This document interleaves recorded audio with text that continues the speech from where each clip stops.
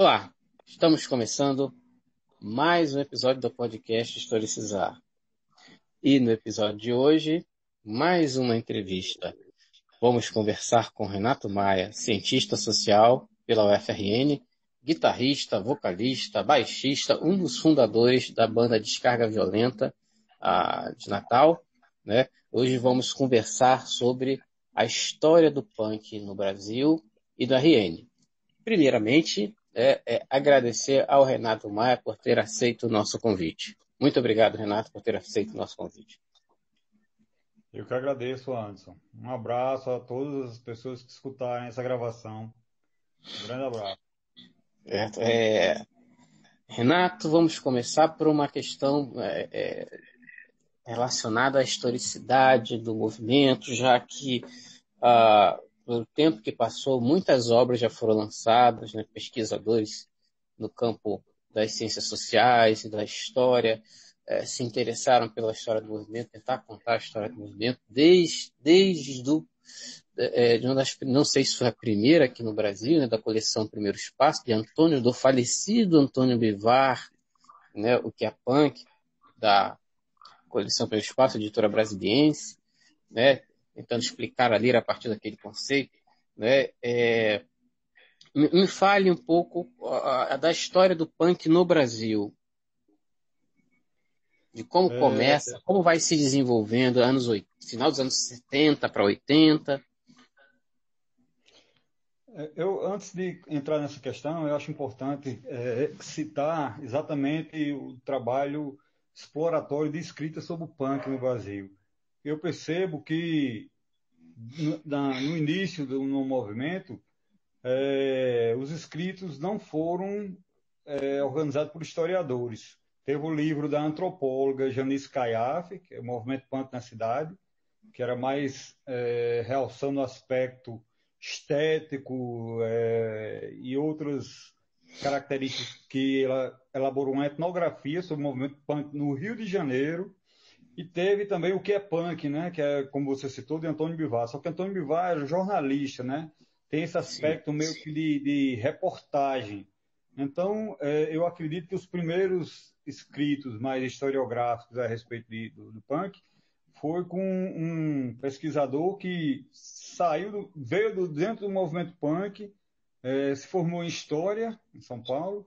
O nome dele é Antônio Carlos. Um livro bem interessante dele é Os Fanzines Contam uma História sobre o Punk, sobre o movimento sim. punk. Esse tem uma pegada mais histórica. Bom, mas sobre a minha concepção a respeito do surgimento do punk no Brasil, eu antes disso quero vir mais longe, porque eu discordo da maioria das correntes históricas que colocam o punk como surgido em 1977 nos Estados Unidos e Grã-Bretanha. Eu acho que é um equívoco, porque o punk, na verdade, não é só aquela questão da música e do visual. É mais um espírito de revolta, de um jeito de ser, de se comportar. E isso eu acho que começou a surgir de forma mais disseminada pelo mundo todo na década de 60, principalmente naqueles momentos do maio de 68, aquela coisa toda, provos na Holanda, até os dadaístas antes já tinha essa pegada um tanto quanto punk, entendeu? E o que aconteceu em 76, 77 foi uma ebulição, né? Uma coisa mais generalizada que se capilarizou entre a juventude desses dois países e em outras partes do mundo. E aí a mídia explorou isso, né, e difundiu como o surgimento do punk.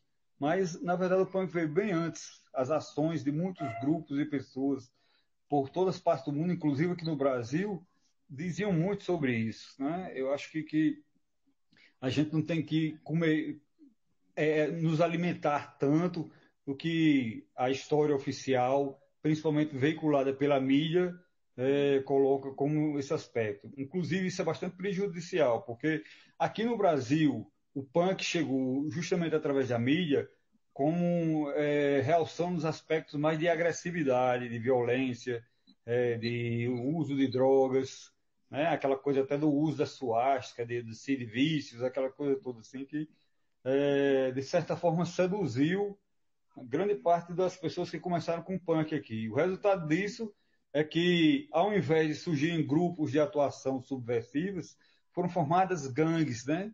Principalmente em São Paulo. E essas gangues brigavam entre si, era ABC contra a cidade, algumas coisas assim bem absurdas, né? Uma imagem controversa do punk, assim, que infelizmente caracterizou o início do punk aqui no Brasil.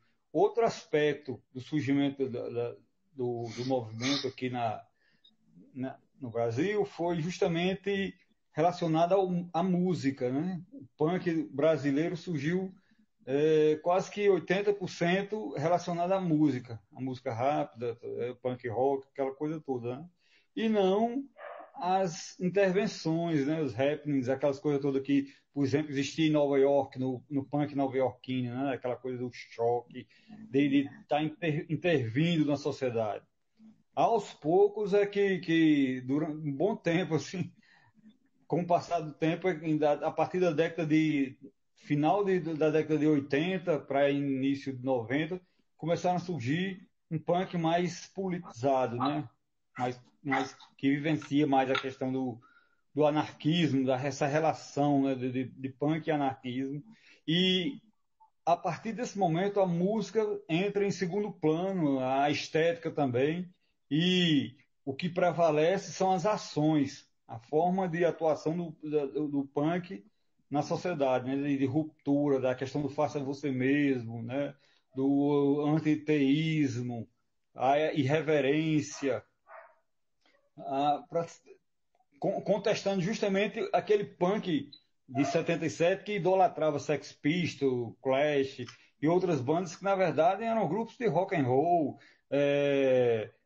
contratados por gravadoras, com empresários, ou seja, características que fogem completamente da questão do punk, né? Se o punk é independência, se o punk é faça você mesmo, como poderia ter empresário, né? Como poderia estar no show business inserido sem estar causando alguma polêmica, alguma coisa mais de contestação. Então, aos poucos aqui no Brasil é que essa concepção de punk foi mudando. Eu acho que isso criou referenciais principalmente em cidades chaves aqui do país, como São Paulo, Rio de Janeiro, algumas cidades do Sul e o Nordeste praticamente todo. Aqui, os grupos têm um contato muito forte, os grupos e as pessoas, entre si, através de correspondências, de cartas, né? E a partir dessas cartas foram organizados encontros a nível pessoal, e isso proporcionou uma estrutura organizativa muito consolidada. Tiveram resultados fantásticos nesse processo federativo, dos grupos organizarem sedes, né, passeatas, intervenções bem mais eficazes no aspecto de contestação social.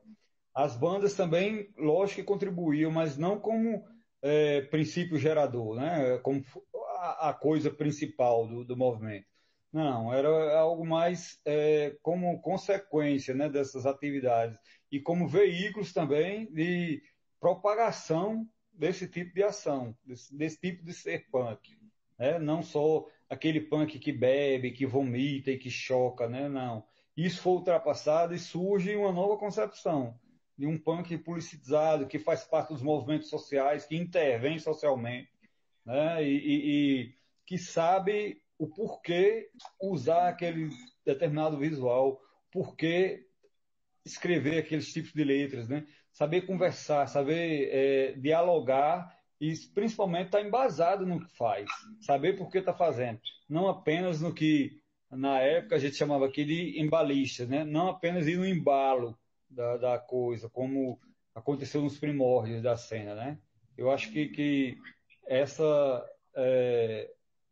transformação foi fundamental para o amadurecimento do punk e até descobrir outros referenciais lá fora mesmo, no exterior, em outros países, que também agiam assim, né? Como o pessoal do CRES, que era uma comunidade na Inglaterra, que depois virou banda, virou gravadora, e tudo feito por eles mesmos, em ruptura a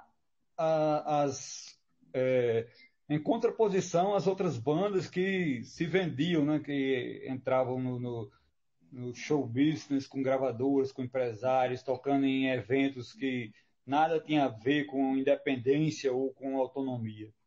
Então, foi fundamental para a cena aqui esse amadurecimento. E o movimento punk no Nordeste teve um papel fundamental para isso. Bom, Renato, você tem um dos pontos interessantes dessa transição, né, do que vem ali de anos 80, de uma questão musical muito forte que vai aparecer nas revistas, né, como a revista Bis, aparecer banda como Ratos de Porão, Inocentes, Cólera e outras bandas. E aí vai haver essa transição, eu acredito aí que meados de fim dos anos 80 para começo dos anos 90, né? O que vai se convencionar chamar de MAP, Movimento Anarcopunk, em que o punk aí tem explicitamente o anarquismo como bandeira, como referência, já que você falou do faça você mesmo, da autogestão. Já aparece uma cena punk em que esse lugar do visual e a questão musical, ela deixa de ser uma coisa meramente ilustrativa ou decorativa e passa a ser, né, o lugar do punk, o lugar de implicação política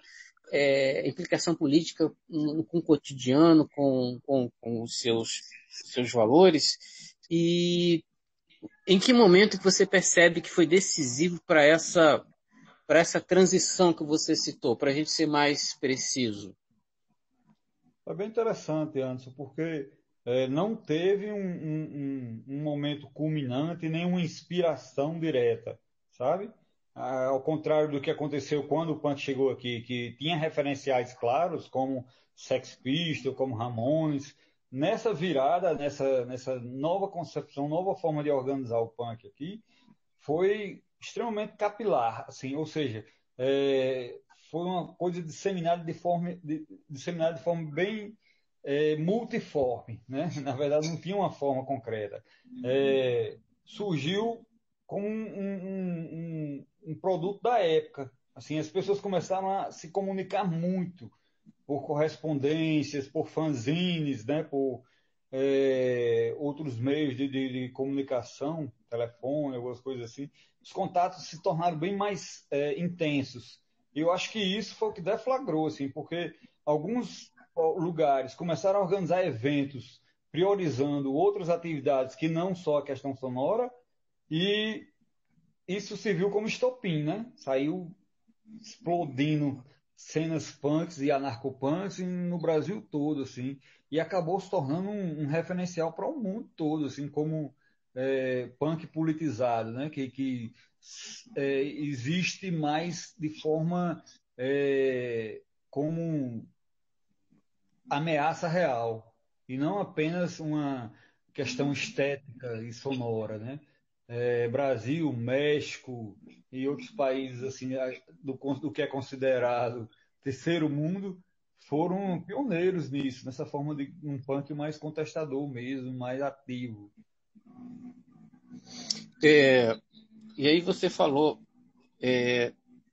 nessa troca das cidades, nessa troca de experiência, aí você citou os zines, né? A gente que fala fanzine para publicações alternativas culturais e musicais mais gerais, e o punk abrevia, né, para zine. Então,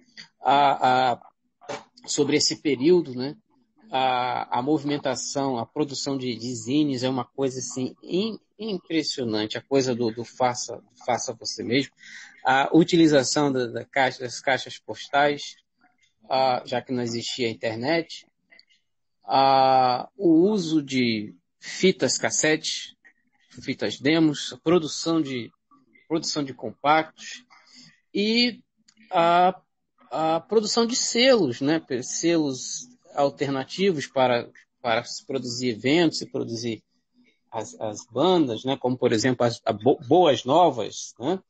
Então, me fala um pouco sobre esse aspecto da produção, como é que se fazia, né? Já que uma cena alternativa, uma cena punk, uma cena subterrânea, uma cena underground, radicalmente underground, que se fazia circular toda a produção punk.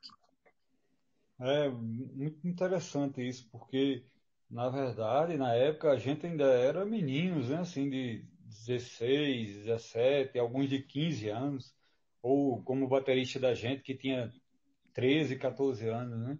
Então, é algo surpreendente, assim, porque um país recém-saído de um período de ditadura, onde as pessoas eram castradas de tudo, né? Até mesmo de emitir opiniões. E imagine pensar por si próprio e agir com seus próprios passos. Isso é extremamente desafiador e de uma importância incalculável, porque era um cenário de desolação na época, né? E de ignorância extrema, de dependência, né? A maioria das pessoas muito dependentes e reprimidas. Então, eu acredito que houve um pioneirismo aí fantástico nessa coisa de tomar as rédeas do controle, né? Quebrar com essas rédeas e partir do princípio de que você era capaz de organizar, entendeu? Você poderia fazer um zine, você poderia escrever o que você está pensando e publicar isso e passar para as outras pessoas. Você tem uma banda, você poderia gravar seu material e você mesmo distribuir, entendeu? Não precisava de intermediários que lucrariam com isso, inevitavelmente, como é a prática da indústria cultural, né? Da indústria da música. Então, essas inovações, assim, de romper com esse ciclo vicioso e de agir com as próprias pernas foi extremamente engrandecedor e um valor pedagógico, assim, até incalculável, né? Porque era sem mestres, era sem referenciais, era sem patrocínios, né? Não tinha, era sem editar. Não tinha nada disso assim. Era você fazer de acordo com suas possibilidades e muitas vezes indo além dessas possibilidades, né? Então, quando a gente fez a gravação do primeiro compacto, a gente resolveu criar o nosso próprio selo para distribuir. E a princípio era para distribuir os materiais da banda. Acabamos distribuindo de várias outras pessoas assim, e sem essa relação de gravadora e contratado. Não, eram parceiros, né? A gente só tinha o papel de distribuir, de colocar além aquele material, além do que a própria banda distribuía, né? Era algo bem interessante porque não existia lucros. Era realmente sem fim lucrativo. Geralmente as pessoas mandavam uma fita cassete, virgem, por exemplo, a gente gravava e a pessoa pagava a postagem apenas, né? A postagem de retorno. Funcionava desse esquema, assim, sem fins lucrativos e de forma direta, né? Não tinha essa coisa do intermediário, de alguém fazendo por você que não participava diretamente da cena. Foi algo extremamente interessante. Bom, Renato, já que você tocou no compacto, no primeiro compacto, Cosmopolita, eu estou com ele aqui em mãos, o segundo compacto Dada, e tem mais um compacto aqui, bem recente, Sendiar, né? Então, esse primeiro compacto tem bastante coisa aqui a ser contextualizada, tá aqui apoio do Catalivros, da a Extinta Gráfica Santa Maria, da Cooperativa dos Jornalistas de Natal, né? Gravado no estúdio DB3, 16 canais de Recife, participação do pessoal da banda Câmbio Negro. Então, nós vamos fazer o seguinte agora, nós vamos ouvir uma canção aqui desse compacto, ou uma anticanção desse compacto, né? Vamos lá.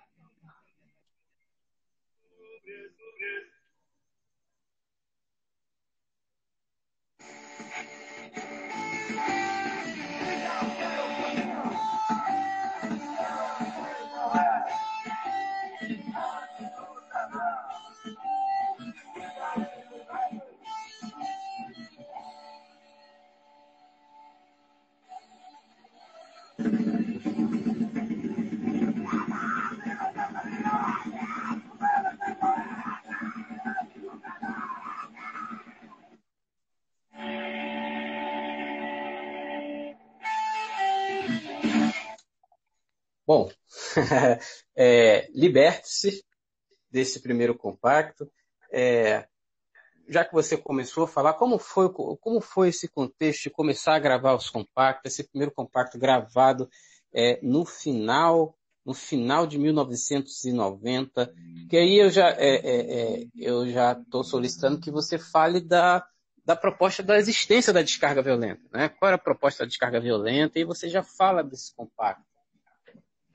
Bom, a descarga violenta começou em 1988, mas antes disso, os três integrantes que formaram a banda faziam parte de outras bandas aqui locais, né? Que era a Putre Rancorragia, a Revoltados e a Distorção Social. Essas bandas tinham, nesse período, no meados da década de 80, tinham grande dificuldade para ter local de ensaio. E aí, uma irmã minha que tinha uma casa grande teve que ir embora e pediu para minha mãe morar nessa casa. Nessa casa tinha um porão. E o porão era sem uso, né? Então eu falei com o pessoal em casa se era possível a gente organizar para as bandas ficarem ensaiando lá. E eles liberaram. Eu já trabalhava na época e então consegui fazer uns ajustes para não vazar tanto som. E aí a gente começou a ensaiar nesse porão, né? Que era em Nova Descoberta, Morro Branco, ali perto do morro, já, aqui em Natal. E aí a gente percebeu que entre essas bandas, nós três tínhamos mais afinidades entre a gente do que com os próprios integrantes das bandas que fazíamos parte, que era eu, Adriano e Tampinha, né? Então um dia a gente conversando, a gente decidiu montar uma banda. Vamos montar uma banda que una o que a gente pensa, que é fazer um som rápido, né, o mais rápido possível e que tenha uma proposta bem libertária, anarquista mesmo e tal. Assim. Porque algumas bandas que a gente tocava, às vezes o som era diferente ou algum integrante também não fazia tanta parte da cena, essas coisas todas. Então a gente montou a banda em 1988. Paralela a essas, né? Aos poucos essas outras foram acabando e a gente continuou. O nome da banda foi sugerido por Sopa Doce, porque no início da década de 80, mais ou menos em 84, por aí, existia uma descarga violenta aqui em Natal, que era um projeto. Né? A primeira banda punk daqui do Rio Grande do Norte. Só que esse projeto não foi para frente. Nunca sequer nem tocou, né? Em eventos nem nada. E aí Sopa disse, por que vocês não retomam esse nome? Que é o nome legal, é descarga violenta com I, diz. Não tinha nada a ver com discharge ou essas coisas que surgiram posteriormente, diz style. A gente nunca teve relação com isso, não. E aí a gente adotou o nome e retomando aquela questão dos contatos, das correspondências, a gente tinha uma afinidade muito grande com algumas bandas aqui do Nordeste, né? E aí elaboramos a proposta de gravar um LP, uma coletânea em LP. O nome do LP seria Cooperativa do Caos. Aí reuniam as bandas Carne Crua, de Aracaju, Devotos do Ódio, de Recife, CUSP e Desunidos da Paraíba, a Gente do Rio Grande do Norte e a Delinquentes do Pará. Todas as gravações iam ser num estúdio em Recife, que a gente viu que estava mais barato e a Delinquência estava passando por aqui também. E assim foi. Fomos, gravamos, a gente foi de carona, né, na BR, sem dinheiro, uma dificuldade imensa, porque a gente tem que pagar as horas de estúdio lá, né? Ficamos de favor na casa de alguns amigos lá, assim, ficando na casa de um e outro, assim, porque não dá para ficar muito tempo na casa, que as condições eram bem precárias também. E aí gravamos. A gente voltando com essa gravação, as outras bandas passaram pela mesma coisa, pelo mesmo processo, e viram que não tinham dinheiro para seguir adiante no projeto. Então a cooperativa virou caos mesmo, né? Não foi para frente. A gente, com a gravação em mãos, resolvemos levar adiante. Foi o Tampinho quem propôs a gente, o baterista, a gente ir gravar um compacto. E aí, desesperado, porque sem dinheiro, né? E saímos atrás de pessoas que nos ajudassem de alguma forma, colaborassem. E aí o Sebo Catalivre deu uma grana. A gente foi no Jornal do Natal, eles deram umas folhas, né? Folha de jornal mesmo, em branco. E aí a gente foi nessa outra gráfica, que era acho que era Santa Maria? era uma cooperativa de jornalistas, na verdade, que tinha uma gráfica. A Santa Maria, que era do Jornal do Natal, deu os papéis. E aí eles disseram, não, vocês trazem um papel, a gente troca por um papel melhor e faz a impressão. A gente tá certo. E assim foi feito. A capa foi assim e a gente prensou os compactos em São Paulo. E aí chegaram 1.000 cópias aqui, foi uma felicidade geral, porque a gente era impossível até para a gente mesmo. A gente cogitou no início achando que não seria possível. E no final conseguimos. Era uma coisa assim extremamente desafiadora e deu certo, né? Assim, e aí, com o compacto circulando, aumentaram muito mais os contatos da gente. Foi daí que a distribuidora Boas Novas ganhou corpo, né? Ficou bem mais intensa, com distribuindo os materiais, assim, porque a gente quase que não vendia os compactos, a gente utilizava mais como moeda de troca, né? Trocava por outros discos, por fitas cassetes. Quem não conseguia comprar, a gente dava, a pessoa pagava a postagem só. Era uma coisa assim de muito feito por prazer, né? E por vontade de passar aquelas mensagens, de mostrar o que a gente sentia e o que a gente fazia. E foi assim que Bom, surgiu o Pacto Cosmopolita. sim, sim. Eu tenho uma memória afetiva ainda bem viva sobre a primeira vez que eu assisti a Descarga Violenta no lançamento do livro do escritor Flávio Rezende. Era uma apresentação com várias bandas de rock da cidade. Se eu não me engano, uma banda de rock que estava despontando naquele momento, banda chamada Alfândega. E a Descarga Violenta encerrou a noite lá e fiquei bastante impactado, que era o Tampinha, o Derek, e depois uma também uma apresentação muito impactante no lendário, mas efêmero bar Subadro, na Cidade da Esperança. Né?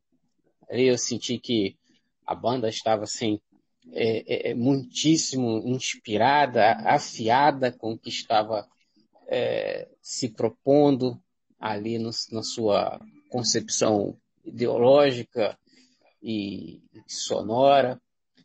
E aí eu aproveito e pergunto, né, como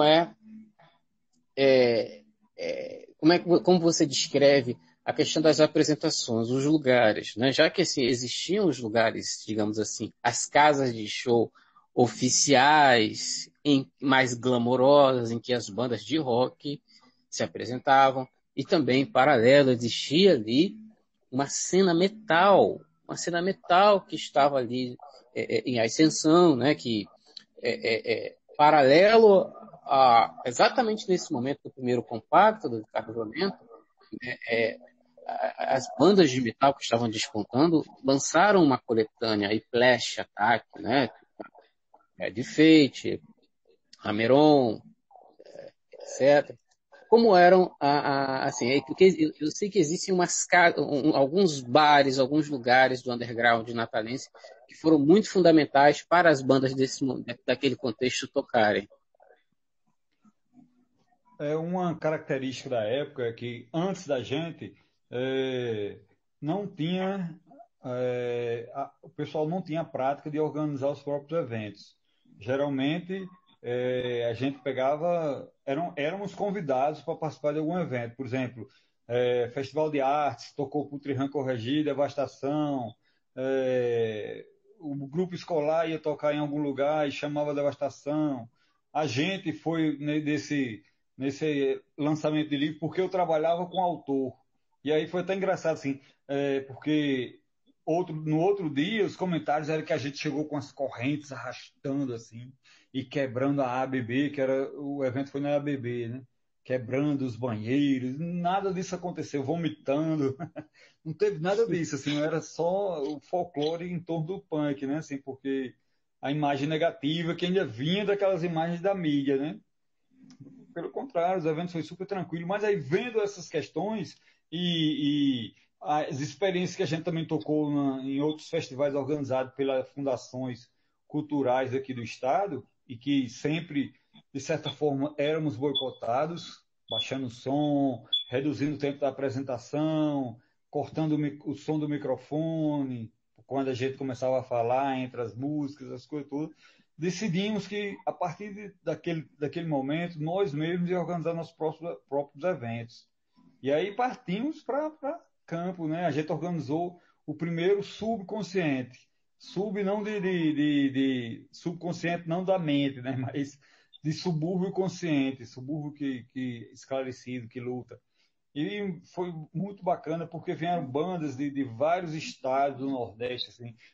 Aconteceram ainda 4 edições desses eventos e eram em espaços que a gente tinha contato com as pessoas através de movimento social. Geralmente era associações de bairro, como aconteceu no Conacam, em Candelária, como aconteceu no Intermunicipal, na Cidade da Esperança.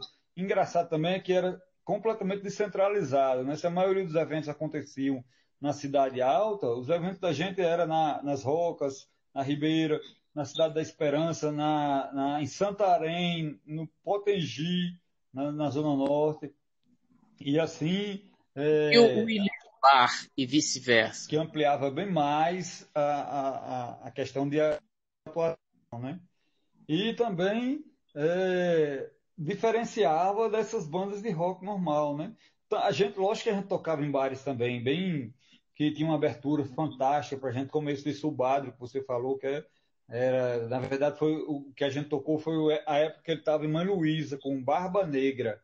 Barba Negra, assim, um espaço fantástico. Nova Era, né? Se eu não me engano. Foi? Nova Era, se eu não me engano, tinha um nome de Tocamos Nova no Era. Nova Era também, tocamos no Chernobyl, lá na Ponta do Morcego, Chernobyl. na Praia do Meio, né? Praia dos Artistas ali. Eram espaços maravilhosos, assim, mas o grande lance pra gente era a gente mesmo organizar, porque nem sempre era só som, sabe?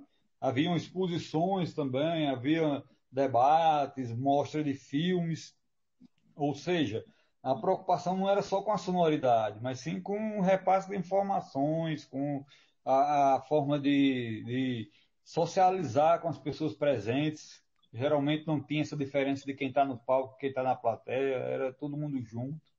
Saía dos eventos todo mundo juntos e, na verdade, era mais eventos fraternos do que esses eventos de músicas geralmente são, né? E com É, relação aos headbangers, metal, a gente tinha boas relações com alguns, que inclusive, por exemplo, nessa época que você falou do Dada, mais ou menos 1993, a gente, através de um grupo anarquista daqui de Natal, o Grupo Afim, a gente alugou uma casa, né, onde desenvolvia diversas atividades, grupos de estudo, debates, oficinas que o grupo organizava, e entre essas atividades tinha também uma cooperativa de banda.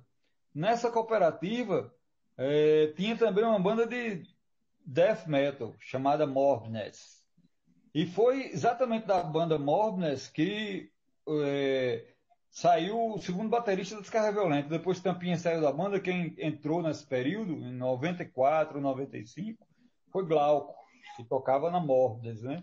Lógico que na cena metal tinha muita gente arrogante, que tinha dinheiro, né? Que debochavam por a gente ter equipamentos precários, por causa dos sons que a gente organizava, os equipamentos de som serem deficientes, né? Assim, com um som sem muita qualidade, mas e às vezes aconteciam conflitos, né? Por causa dessas críticas negativas e tal. A gente também questionava muito o fato de os ingressos, por exemplo, num show de metal ser caríssimo na época.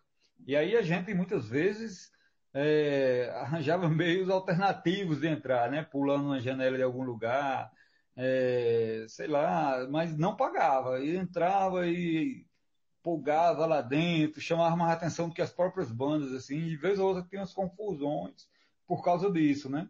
Porque a gente não conseguia aceitar o fato deles não serem preocupados com a crítica da perfeição ou do consumismo, do comercialismo, né? E aí sempre tinha divergência, mas no geral éramos amigos, fazíamos parte da cena underground, alternativa de Natal, e teve bons frutos isso, né? Durante muito tempo a gente trocou materiais, tocamos juntos. É, teve uma época, num dos lugares mais legais que a gente organizava eventos aqui, era o Bar Gay, que tinha aqui chamado Vice-Versa. Então a gente organizou vários eventos lá, inclusive com bandas de black metal, de death metal que tocava e Lula não tínhamos Belmont. qualquer problema. Lula Belmont, né? Oi? Lula Belmont. Lula Beaumont, que hoje tem o Bardalos, né? Na época era o É, vice-versa, e éramos muito bem recebidos lá, e os eventos eram fantásticos. eu vou novamente aqui trazer aqui a memória afetiva, né? Já que eu participei, né, efetivamente desse momento, né? E lembro, você falou do Jaildo Gurgel, que carinhosamente chamamos de Tampinha, né? Como foi prazeroso vê-lo tocar, né? Talento grande, baterista muito destacado, né? E lembro do você que citou o Grupo Afim, um dos eventos que o Grupo Afim realizava como Terra Livre, né? E a banda que eu tocava, né, Demência Demente, e eu lembro que os shows, digamos assim, mais calorosos foram os shows do Vice-Versa, né, que era um lugar, assim, bastante aconchegante, né, e que aparecia essa interação com as outras bandas. Você falou da Morbid, né, de death metal. Tinha também uma outra banda que houve uma aproximação bacana, que era Tonantzin, né? Sim. Lembro dos seus Era integrantes. interessante esse período do vice-versa, porque a gente quebrava, inclusive, com essa coisa da exclusividade sonora, né? Tocava banda de metal, tocava banda de punk, tocava Jaguaribe Carne, de João Pessoa, que é MPB experimental, meio jazzístico, né? Tocava outras bandas daquele rock, assim, que não era punk nem metal. Então era Igreja 4 do Edson Alencar, né? total. Você citou o Jaguaribe Carne, né, dos irmãos Pedro Osmar e Paulo Rosa. Eles tocaram foi no lendário evento, foram várias noites, sem pé Sem nem pé nem cabeça, né? cabeça. E aí lembro carinhosamente desses eventos, assim, o quanto que foi verdadeiramente interativo e afetuoso, né? E a questão da implicação política ali de quem estava realizando, promovendo, né? E a coisa das pessoas se revezarem, de quem fica na bilheteria, quem faz o transporte do som, né? Então, muito interessante o relato dessa cena, dessa exaltação do faça você mesmo, de uma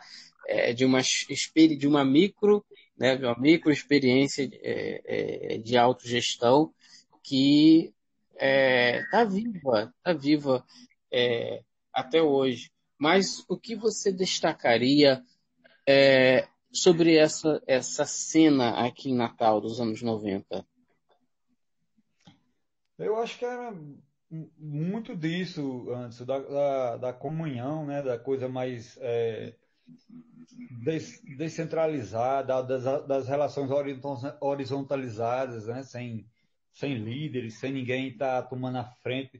Cada um fazia parte das coisas e a gente organizava comissões, assim, todo mundo participava. Era algo muito interessante de se ver mesmo, assim. Eu acho que essa coisa da vivência plena mesmo, assim, da liberdade, né, de ter vontade de fazer as coisas e fazer, sem medo, sem receios, né, desafiávamos tudo, até num desfile de 7 de setembro a gente interviu, cara, sabe, de chegar no meio, assim, e ter confusão, é, encenar peças chocantes assim de teatro, né, performance, que acabar com prisão de um ou de outro, mas a gente conseguia a liberação. Todo mundo se preocupava com nessas situações e agiu, né? Eu acho que esse sentimento assim, do compartilhamento, né, e da confiança mútua foi o que prevaleceu e que, de certa forma, com o tempo vai se perdendo, né? Hoje em dia as pessoas são mais desconfiadas e mais individualistas também. Apesar de que temos nossos núcleos de amizade ainda, que sabemos que podemos contar ainda com algumas pessoas. Mas na época era o espírito geral, era todo mundo, né? Todo mundo confiava uns nos outros. Apanhamos muito por causa disso, mas valeu a experiência e ficou para sempre. Pelo menos para mim, foi um aprendizado e tanto. É, é muito bacana você ter trazido essa historicidade do punk no Brasil até chegar no RN, né, que você citou Sopa de Ossi, a banda Devastação, né, Putre-Rancorogia, nossa, né, e eu não vou lembrar o nome do bar que tinha ao lado do Catalivros, né, ali perto onde era a sede do PCdoB, tinha um bar ali, né, onde era o Cine Nordeste, né, tinha um bar, um pequeno bar ali, eu não vou lembrar o nome, que também teve uma apresentação da Descarga Violenta ainda do primeiro compacto. E então, enfim, Renato, eu queria te agradecer, né, pela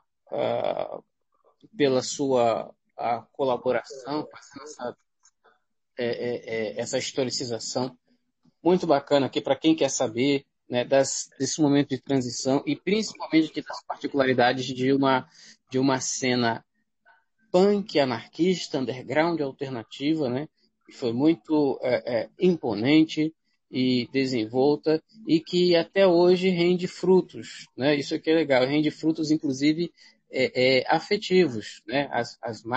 As marcas, né, dos vínculos, né, que sobreviveram até hoje, em tempos de rede social, né, em tempos de distanciamento, em tempos de empobrecimento das sociabilidades, né, em tempos de liquidez, né, como diz lá o Zygmunt Bauman, né? Então, está aí o registro. Então, Renato, lhe agradecer pela participação aqui no podcast Historicizar. Amigo Anderson, eu que agradeço. É sempre um prazer muito grande conversar com você, porque a afinidade da gente é real. A gente já comprovou várias vezes isso na prática, no cotidiano, na forma de vivenciar as coisas e de resolução de problemas. E eu queria deixar só um toque no final, assim, para as pessoas que querem saber sobre o que acontece hoje, procurem. Na cidade tem vários focos assim de movimentações e que vale a pena conhecer. A gente também, a banda continua ativa, continuamos organizando eventos, lançando materiais e com ideias muito semelhantes às que tínhamos desde o início, né? De enfatizar a questão das novas formas de relacionamento em primeiro lugar, né? A música para a gente é secundária, o que vale mais são as formas como a gente lida, né, com a vida, como a gente muda essas questões, como a gente coloca na prática aquilo que a gente tem em teoria, né, do anarquismo. Então, isso que é mais importante para a gente. Valeu, abração, Anderson, saudações libertárias para todos e todas. Bom, agradecemos ao Renato e enquanto conversávamos, ao fundo, a banda paulistana Cólera Tente Mudar o Amanhã de 1985, Redson Val e Pierre. A todos que nos ouvem, um abraço e até o próximo episódio.